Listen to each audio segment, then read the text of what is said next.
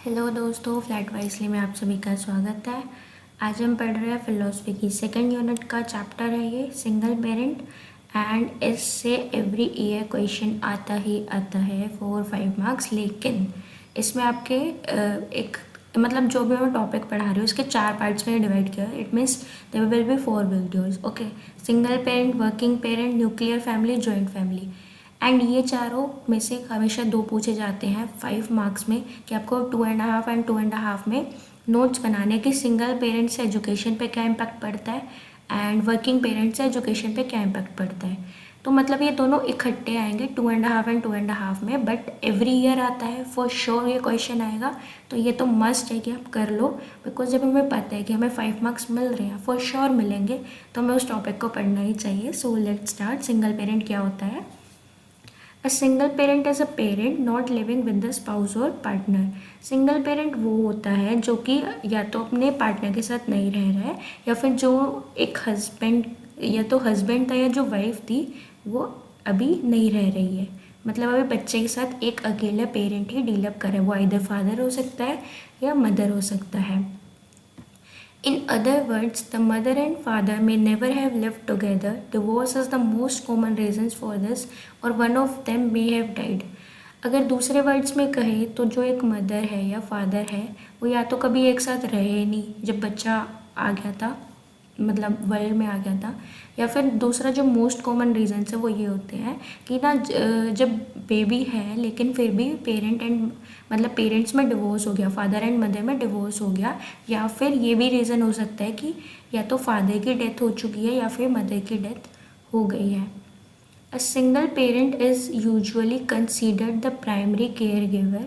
A child will and up with usually the mother और the father. जो single parent होता है इसको हम जनरली प्राइमरी केयर गिवर कहते हैं। And most of the cases में प्राइमरी केयर गिवर मदर को कहा जाता है and secondary care giver father को कहा जाता है, बिकॉज ज़्यादातर कस्टडी अगर ऐसा कुछ होता है तो मदर को ही दी जाती है, फादर को बहुत रेयर केसेस में दी जाती है। If the parents are separated or divorced, children live with their custodial parents and have visitation or secondary residence with their non-custodial parent। अगर पेरेंट्स सेपरेट हो रहे हैं या डिवोर्स हो रहा है उनका, तो जो बच्चे होते हैं जिस पेरेंट को कस्टडी मिली है उनकी कोर्ट के थ्रू, वो उनके साथ रहते हैं, लेकिन बच्चे विजिट कर सकते हैं अपने दूसरे पेरेंट को भी, या फिर वो उनके रेजिडेंस में जाके फॉर एग्ज़ाम्पल वीकेंड्स में रह सकते हैं।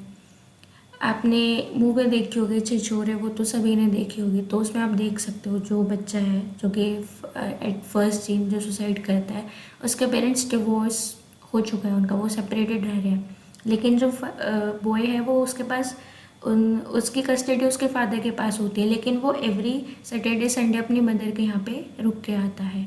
तो ये हो गया कि उसने विजिट किया है। This affects children in many ways and counselling is suggested for them. जब एक सिंगल पेरेंट एक बच्चे के साथ डील अप करता है तो ये चिल्ड्रन को बहुत ज़्यादा अफेक्ट करता है, एंड बहुत बार तो बच्चों को काउंसलिंग देनी पड़ती है, बिकॉज जो बच्चा होता है वो बहुत सेंसिटिव होता है, वो अपने एक पेरेंट के बजाय फिर दूसरे पेरेंट को भी मिस कर रहा होता है। इवन कई बार होता है कि फॉर एग्ज़ाम्पल अगर बहुत छोटा बच्चा है उसकी मदर एंड फादर की डेथ हो गए तो वो बार बार पूछता है मेरी मदर कहाँ है, मेरे फादर क्या है, कहाँ है। तो उनके साथ बहुत बहुत ईज होकर डील अप करना पड़ता है, बहुत पॉजिटिव वे में उनको बार बार बताना पड़ता है, कुछ ना कुछ रीज़न देने पड़ते हैं कि नहीं मम्मा पापा आएंगे ऑल एंड ऑल।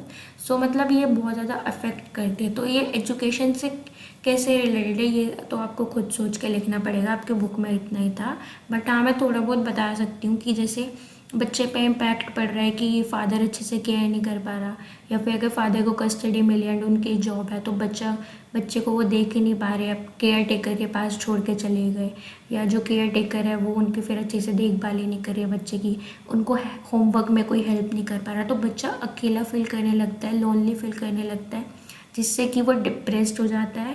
एंड अच्छे से केयर ना मिलने की वजह से, अच्छे से प्रॉपर फूड ना मिलने की वजह से बच्चे का पूरा इम्पैक्ट उसकी स्टडीज़ पे पड़ता है, वो अच्छे से फोकसली स्टडी नहीं कर पाता, उसमें उतना एंथुजियाज्म नहीं रहता स्टडी के लिए। सो गाइस यहाँ पे हमारा ये चैप्टर फिनिश होता है। Thank you for watching it, do like it, subscribe it. and share it. And for the latest updates, please press the bell icon below. Bye.